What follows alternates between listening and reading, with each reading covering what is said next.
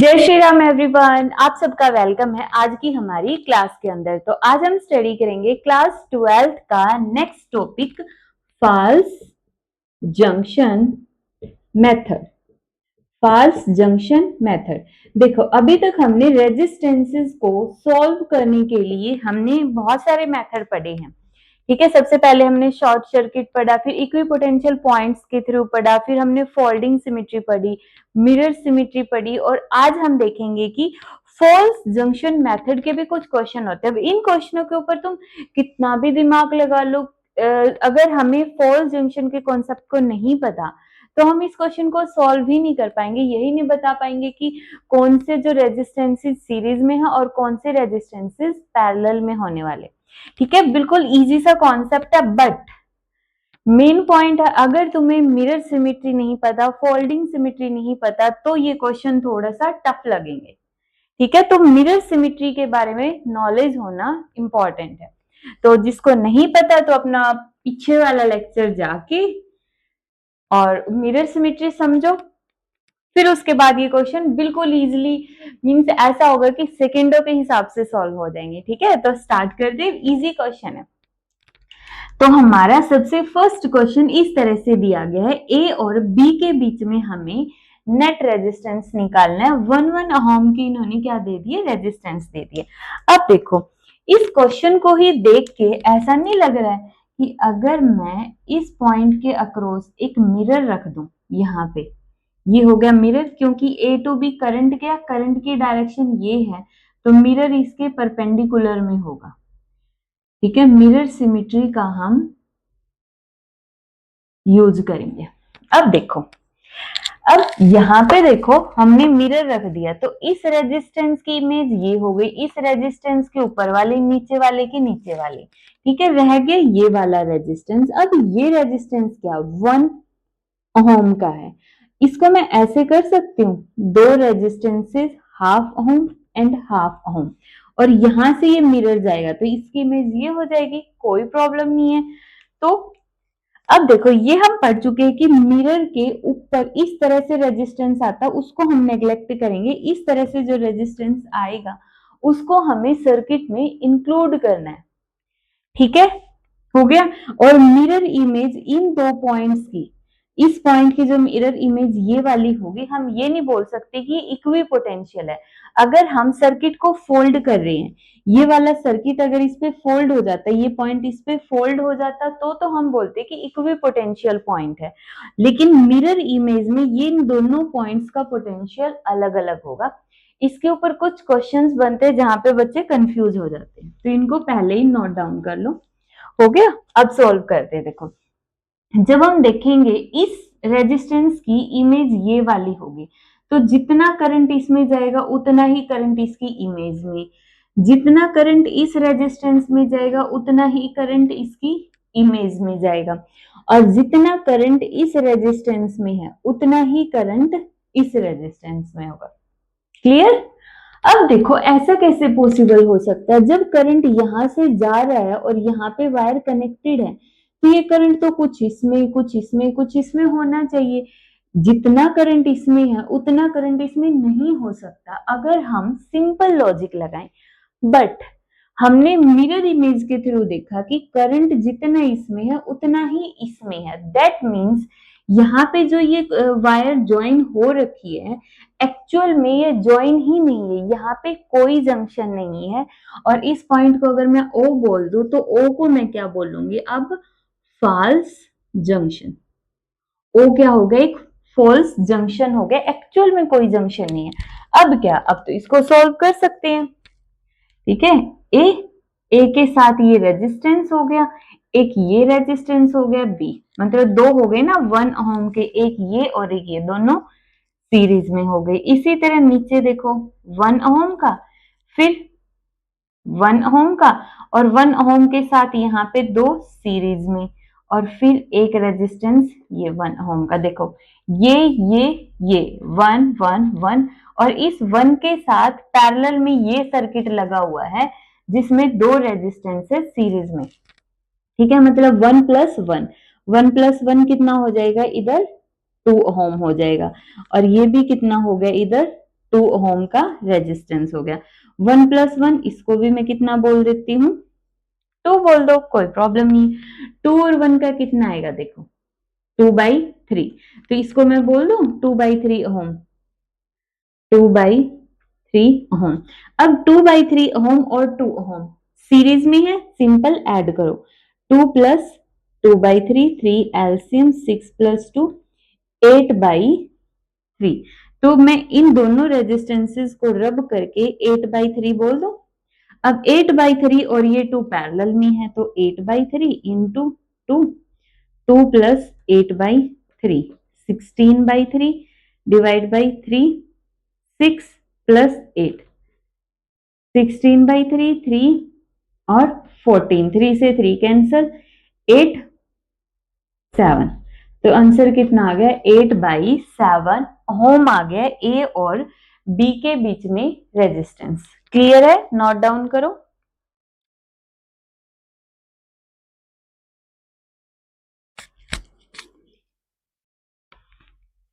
इसी तरह next question में इन्होंने बोल रखा है 8 identical resistances are each are connected.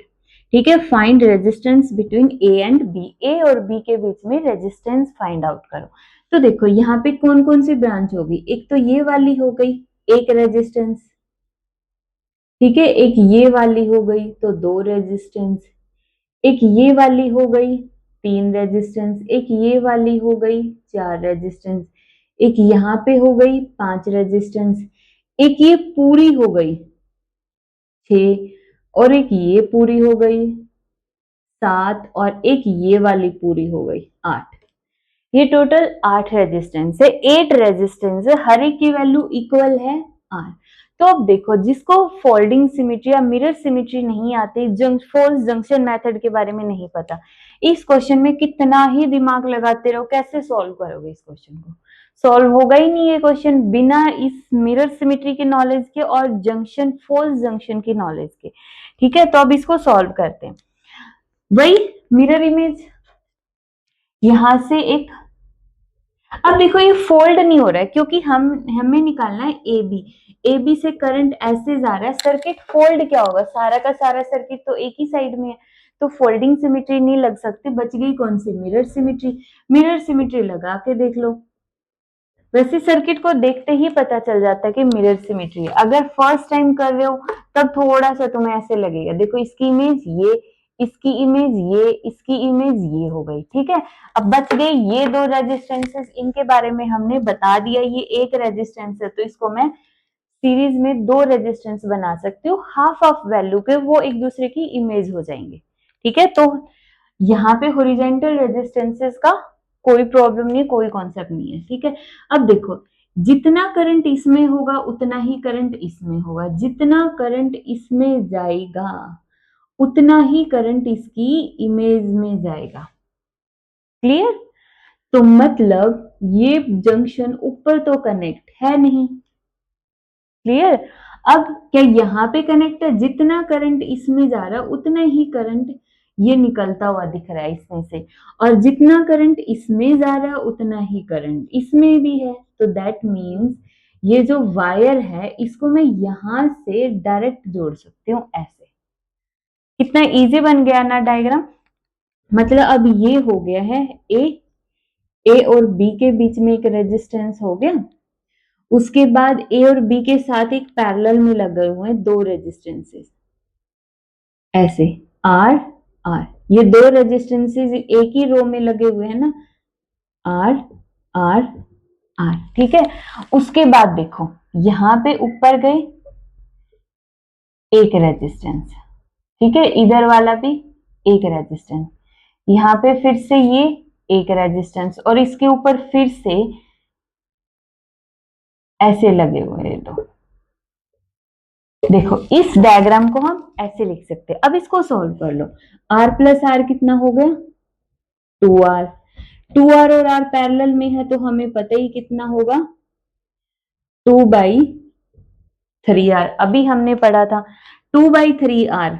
अब देखो ये r, ये 2/3r और ये r सीरीज में है तो ऐड कर दो, r plus r 2r, 2r plus 2/3 3R, 3, 6, 2 कितना बन गया 8/3R। ये R को एज इट इज रखना, ठीक है, 8/3R। तो मैं मतलब इनको भी हटा के सिंगल एक रेजिस्टेंस बन गया 8/3R।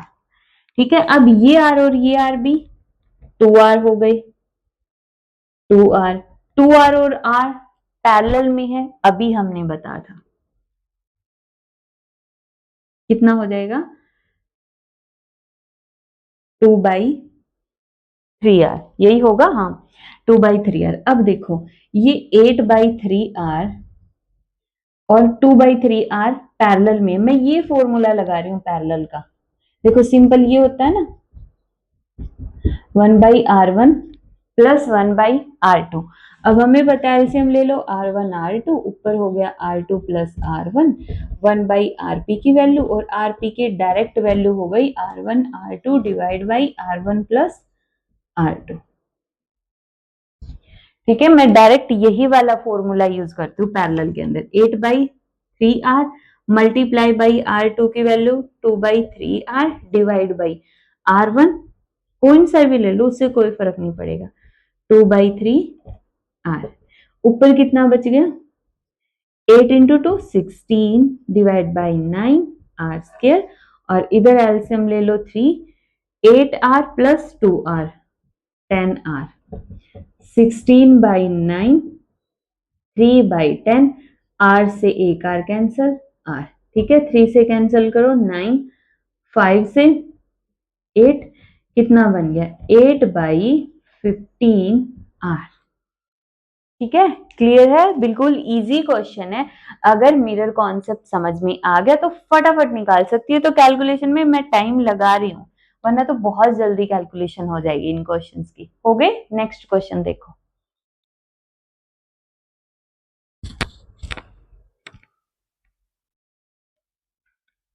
तो नेक्स्ट 2 क्वेश्चन है ये हमारे पास, इनको वीडियो को पॉज करके ट्राई करो। ठीक है, फोल्डिंग सिमेट्री या मिरर सिमेट्री से तुम देख सकते हो। तो यहाँ पे देखो, अब हम यहाँ पे देख सकते हैं कि यहाँ पे फोल्डिंग सिमेट्री का यूज करेंगे सबसे पहले, ताकि सर्किट है वो हमारा बहुत छोटा हो जाए, और फिर हम उसके ऊपर मिरर सिमेट्री लगा देंगे। कैसे, देखो एक क्वेश्चन मैं करवाऊंगी, इस क्वेश्चन को फिर दोबारा खुद ट्राई करके देखना। देखो अब अगर मैं यहाँ पे एक लाइन ड्रॉ कर दूं, ठीक है, ये लाइन हमने, ये करंट की डायरेक्शन है ना, जिस डायरेक्शन में करंट गया उसी डायरेक्शन में हमने लाइन खींच दी, इसको हम बोलते हैं पैरेलल एक्सिस सिमेट्री या फिर फोल्डिंग सिमेट्री। दोनों के अंदर ही हम सबसे पहले फोल्डिंग सिमेट्री का यूज करेंगे। देखो एक ही क्वेश्चन में किस तरह से फोल्डिंग सिमेट्री और मिरर सिमेट्री का यूज करके हम फटाफट क्वेश्चन को सॉल्व कर देंगे। ये मैं सोच रहा कि बहुत ज्यादा टाइम लगेगा, बिल्कुल ऐसे 1 मिनट में क्वेश्चन हो जाएगा जब तुम्हें एक बार समझ आ जाएगा। अब देखो बीच में से जा रही है, अब हमें दिख तो रहा इसकी ये और ये इक्वल है, ये और ये इक्वल है, ये और ये इक्वल है, ये और ये इक्वल है, ये दोनों इक्वल है, ये दोनों इक्वल है, ये दोनों इक्वल है, ये दोनों इक्वल है, और ये दोनों इक्वल है, और इनकी वैल्यू 4 है, 4 है, इसकी 2 है, 2 है, और ये भी 2 है, ये भी 2 है, और यहाँ पे ये हो गया 4 और 4 ओम। ठीक है, ये देखा। अब देखो अगर मैं इस सर्किट को हाइड कर लो तो ऊपर वाला सर्किट इसके एक तरह से इमेज दिख रहा है, इमेज दिख रहा है, तो क्या मैं इस एक्सिस के अबाउट में इसको ऐसे फोल्ड कर सकती हूँ? मतलब ये पूरा सर्किट ऐसे, नीचे वाले सर्किट को मैं यहां से, जैसे मेरा हैंड है, ये पूरा सर्किट होगा, इसको मैं उठा के ऐसे पलट के रख दूंगी। क्लियर हुआ? एक बार और देखो, जैसे हमारे पास ये हो गई पूरी की पूरी नोटबुक ऐसे हो गई। हमने क्या किया, ये ऊपर वाला सर्किट हो गया, ये इसके बीच वाली फोल्डिंग एक्सिस, इसको हमने उठाया और ऐसे इसके ऊपर फोल्ड कर दिया है सिंपल। ठीक है, तो अब देखो, अब इसको बनाने का फटाफट से सबसे इजी मेथड क्या होता है, ऐसे एक डॉटेड लाइन खींच लो, अगर बीच में कोई रेजिस्टेंस नहीं है तो डॉटेड खींच लो, ऊपर वाला सर्किट एज इट इज बना दो बिना कुछ भी सोचे। अब जब एग्जाम में करोगे ना, नीट और जेई का एग्जाम दोगे, तो तुम्हें ये खींचने की भी जरूरत नहीं, इसी पे देखो यहाँ पे इसका हाफ आएगा 2, यहाँ पे इसका हाफ आएगा 3/2। फटाफट से कर लोगे बिना डायग्राम के भी। बाकी अभी सीख रहे हो तो बना लो ऊपर वाला डायग्राम एज इट इज, नीचे वाले को छोड़ के ऊपर वाला डायग्राम बनाओ। ऊपर 3 रेजिस्टेंसेस इस तरह से है, एक रेजिस्टेंस इस तरह से, ये बी हो गया, ये 4 है, ये 3 है, ये 4 है, ये 3 है, ये 4 है, कुछ इस तरह से है। फिर इधर 4 के बिल्कुल बीच में यहाँ पे एक जंक्शन है O, O के साथ इधर एक रेजिस्टेंस जुड़ा हुआ है, O के साथ इधर से एक रेजिस्टेंस जुड़ा हुआ जिसकी वैल्यू है 4 ओम। ठीक है, फिर यहां से 4 के पास से 2 रेजिस्टेंस और निकल गए, ये हो गए जिनकी वैल्यू है 2 2। ये सर्किट है पूरा का पूरा ऊपर वाला। अब नीचे वाले को जब मैं फोल्ड करूंगी ना, इसका मतलब क्या हो गया कि जब ये वाला 4 ओम था और ये नीचे वाला भी 4 ओम है, ये इसके ऊपर ऐसे फोल्ड हो जाएगा, और जब ये ऐसे फोल्ड हो गया, ये ऐसे था, ये ऐसे था, नीचे से उठाया ऐसे फोल्ड कर दिया, तो ये देखो आपस में क्या हो गई, ये पैरेलल में हो गई। ऐसे का मतलब पैरेलल में ही है, ठीक है, पैरेलल में हो गए। तो ये 4 और ये 4 मतलब एक तरह से ये जितने भी रेजिस्टेंस लगे हुए 4 3 4 2 इन सब के साथ एक रेजिस्टेंस ऐसे पैरेलल में आ जाएगा नीचे वाला। ठीक है, लगाओ तो लगा सकते हो, एक में मैं लगा के बता देती हूँ, फिर नेक्स्ट वाले क्वेश्चन में हम डायरेक्ट कर देंगे।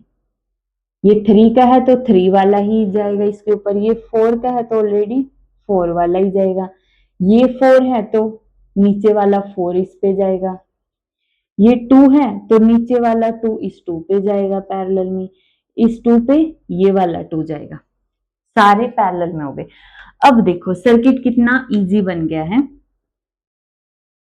ये 4 और 4, अब दोबारा से एक बार सर्किट बना लो। अब सोचोगे इसमें तो बहुत टाइम लग जाएगा, बिल्कुल भी नहीं लगेगा, 1 मिनट से भी पहले क्वेश्चन सॉल्व हो जाता है। बस समझाना है तुम्हें, इसलिए मैं थोड़ा सा इसको लंबा खींच रही हूँ क्वेश्चन को, ताकि तुम कंफ्यूज ना हो। ठीक है, देखो अब इस 4 और 4 अगर दो रेजिस्टेंसेस इक्वल हैं, पैरेलल में है, तो नेट रेजिस्टेंस उसका क्या हो जाएगा, हाफ हो जाएगा। तो 4 का कितना बच गया 2, इधर 4 का भी 2, इधर 3 का 3/2, इधर 4 का 2, इधर 2 और 2 का 1 1, इधर 3 का 3/2, इधर 4 का 2 और इधर भी 4 का 2। सॉल्व मतलब इस पूरे बड़े सर्किट को हमने इतना तो बना दिया। अब देखो, अब हमें यहाँ पे ना फाल्स जंक्शन ढूंढना है, क्योंकि वरना तो सर्किट सोल्व ही नहीं होगा। इसके ऊपर दिमाग लगाते रहो कैसे सिंप्लीफाई कर सकते हो, अगर कर सकते हो तो कर लो, वरना तो यहां से देखो, अगर मैं इधर से एक लाइन ड्रॉ कर दूं तो ये क्या हो गई, मिरर हो गया, मिरर। सिंपल, देखो ये लाइन हमने ड्रॉ कर दी, अब इसकी इमेज, इस 2 की इमेज ये 2 हो गया, इस 2 की इमेज ये 2 हो गया, इस 1 की इमेज ये 1 हो गया, इस 3/2 की इमेज ये 3/2 हो गया, और जो ये ऊपर वाला 2 रेजिस्टेंस है ये 2, इसको मैं ऐसे लिख सकती हूँ 1 और 1 सीरीज में, तो इसकी इमेज ये हो जाएगा, तो इसकी कोई प्रॉब्लम है नहीं, तो इसको रब भी कर सकते हो। अब देखो इसकी इमेज ये है, तो जितना करंट इसमें होगा, ठीक है, उतना ही करंट इसमें जाएगा, यही होने वाला है, जितना करंट इस रो में से जाएगा उतना ही करंट इसमें से जाएगा। अब ऐसा कैसे पॉसिबल हो सकता है, तो ये देखो इसमें जितना करंट गया अगर उतना ही करंट इस वाली ब्रांच में भी जा रहा है, दैट मीन्स ये जो जंक्शन है ये है ही नहीं इधर, ठीक है, और इसमें भी तभी करंट जाएगा जब ये सीरीज में होगा, मतलब ये जंक्शन फॉल्स होगा। ठीक है, यहाँ पे एक्चुअल में ये जंक्शन एक इल्यूजन का काम कर रहा है। ठीक है, अब सोल्व कर दो, 1 + 1 सीरीज में है तो कितना हो गया, ये 1 + 1 सीरीज में 2, अब 2 और 2 पैरेलल में है तो हमें पता ही है कितना हो गया 1। ठीक है, सिंपली अब 2 और 2 सीरीज में है तो फिर कितना हो गया 2 और 2 सीरीज में 4। ठीक है, अब 3/2 3/2 और 1, 3/2 + 3/2 + 1 सीरीज में है तो एलसीएम ले लो, 3+3+2 6 7 8/2 आ गया 4। इन सबको अगर मैं रब कर दूं तो एक रेजिस्टेंस आ गया 4। 4 और 4 पैरेलल में है तो कितना बच गया, अब एक रेजिस्टेंस 2। ठीक है, 2 2 2 सीरीज में है तो 2+2+2 6 ओम आंसर आ गया हमारा सीरीज में। सॉल्व करना आ गया होगा।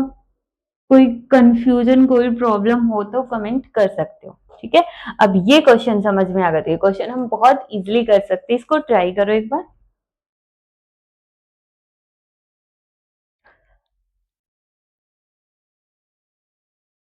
ठीक है, देखो इसमें सभी की वैल्यू हम आर ले लेते हैं, जनरल केस है यहाँ पे ये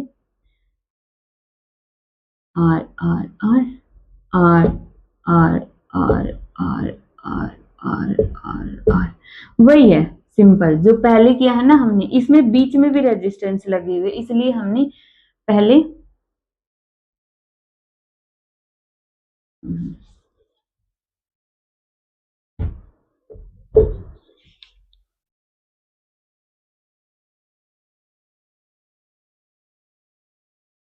ये अभी हमने बताया कि जब ऊपर वाला सर्किट हमें लग रहा है कि नीचे वाले सर्किट जैसा ही है, तो अगर मैं नीचे वाले सर्किट को उठा के इस पे रखूंगी तो ये सर्किट बिल्कुल अच्छे तरीके से फोल्ड हो जाएगा। ठीक है, सारे रेजिस्टेंसेस की वैल्यू सेम है। इसकी मिरर इमेज ये होगी, मिरर इमेज मतलब एक दूसरे पे फोल्ड होने के बाद फोल्ड हो जाएगा। ये वाला रेजिस्टेंस फोल्ड होगा इस पे, ये वाला रेजिस्टेंस इस पे फोल्ड होगा, ये वाला इस पे फोल्ड होगा, और ये वाला हमारा इस पे फोल्ड हो जाएगा, और ये वाला इस पे फोल्ड हो जाएगा। सारे रेजिस्टेंस फोल्ड हो गए तो ऊपर वाला एक ही सर्किट बना लो। ये जो रेजिस्टेंस है ये वाला और ये वाला ये एज इट इज रहेगी, इनमें कोई चेंज आएगा नहीं।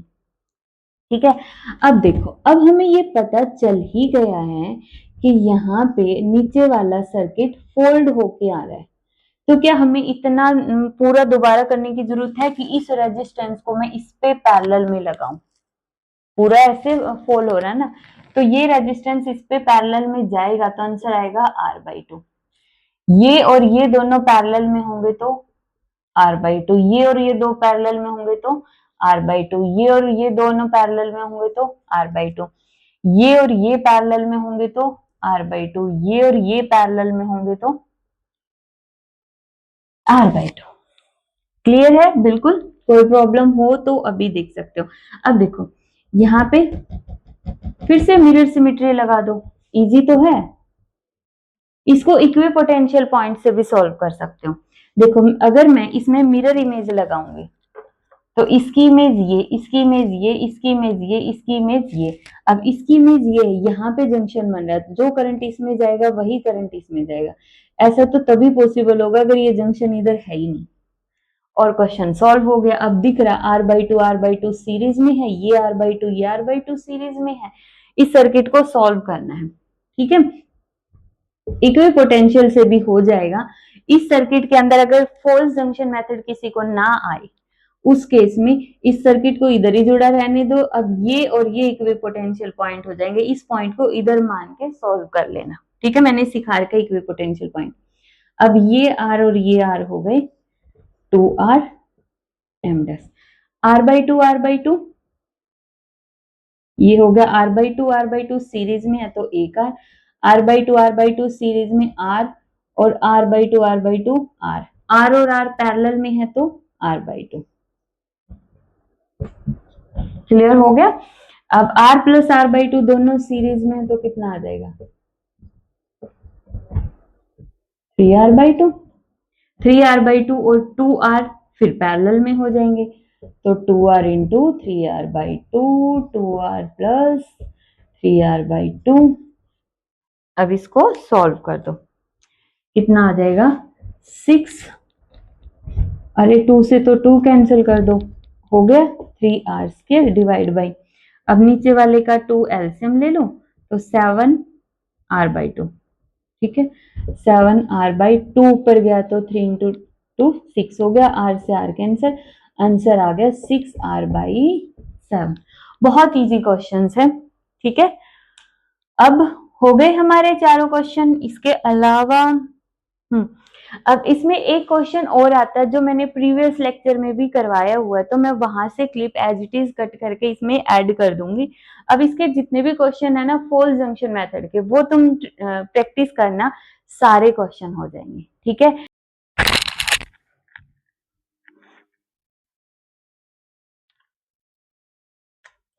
नेक्स्ट है इस तरीके से वही हमें इक्विवेलेंट रेजिस्टेंस निकालना है बिटवीन ए एंड बी। तो यहाँ पे देखो, यहाँ पे अब तक तुम्हें लगभग क्लियर हो गया होगा। तो ए और बी के बीच में देखो, क्या मैं इस सर्किट को फोल्ड कर सकती हूँ? नहीं होगा, इसके ऊपर ये फोल्ड हो गया, इसके ऊपर ये फोल्ड हो गया, बट ये और ये तो अलग हो गए बिल्कुल, तो फोल्डिंग नहीं यूज हो सकती। क्या हम मिरर सिमेट्री यूज कर सकते हैं? बिल्कुल कर सकते हैं। इस पे ये इम्पोज हो गया, इस पे ये, इस पे ये, इस पे ये, और एक ये रह गया, दोनों साइड इक्वल है, कोई प्रॉब्लम नहीं है, ठीक है, हो गया, क्लियर है। अब देखो, अब इसमें एक नया कॉन्सेप्ट आया है, यहां से करंट निकला, ठीक है, इसमें जितना भी करंट होगा मान लेते हैं I1, इसमें जितना करंट होगा मान लेते हैं I2, और इसमें जितना करंट होगा मान लेते हैं I3। अब हमने कहा कि हम यहाँ पे मिरर पुट कर रहे हैं, दैट मीन्स जितना इस रेजिस्टेंस में करंट है उतना ही करंट इस रेजिस्टेंस में होगा। तो इसमें करंट कितना होगा? I1।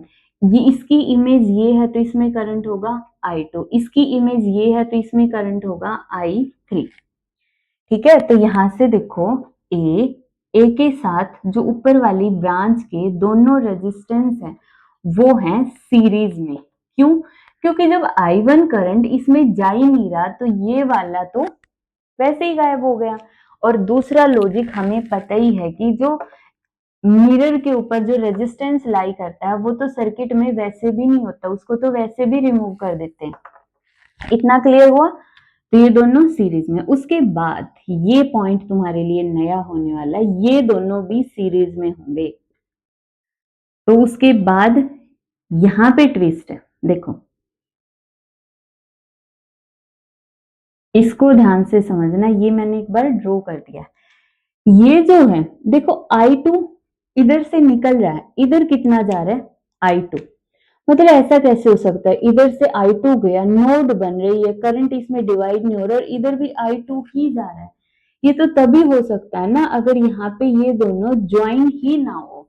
तो कुछ क्वेश्चंस ऐसे भी होते हैं जिसमें इस तरह से फाल्स जंक्शन इल्यूजन क्रिएट कर दिया जाता है कि ये ज्वाइंट है, लेकिन एक्चुअल में वो ज्वाइन नहीं होते। ये भी तुम्हें खुद ही ढूंढना है, नेक्स्ट लेक्चर इसी टॉपिक के ऊपर होगा, इस तरह से फाल्स जंक्शन कैसे फाइंड आउट करते हैं, ठीक है। अब I2 इसमें क्या, I2 क्यों सेम क्यों जा रहा है?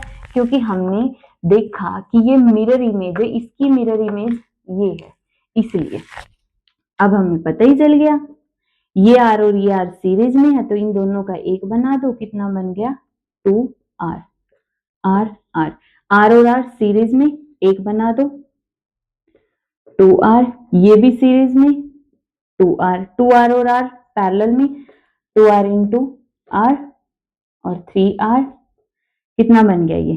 2R/3, 2R/3।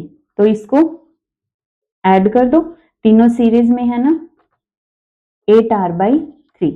तो ये कितना बन गया? 8R/3। अब देखो 2R, 2R और 8R/3 क्या हो गए? पैरेलल में हो गए। जब तुम इसको सॉल्व करोगे तो आंसर आएगा 8R/11 हो जाएगा। 2R और 2R पैरेलल में ही, इनका तो वैसे भी दोनों का टोटली मिला के R बन गया। अब R और 8R/3 का कैलकुलेट करना है। तो हो गया क्वेश्चन सॉल्व। फाल्स जंक्शन का क्लियर हो गया? नहीं हुआ तो नेक्स्ट लेक्चर में और क्वेश्चन आएंगे तब क्लियर हो जाएगा।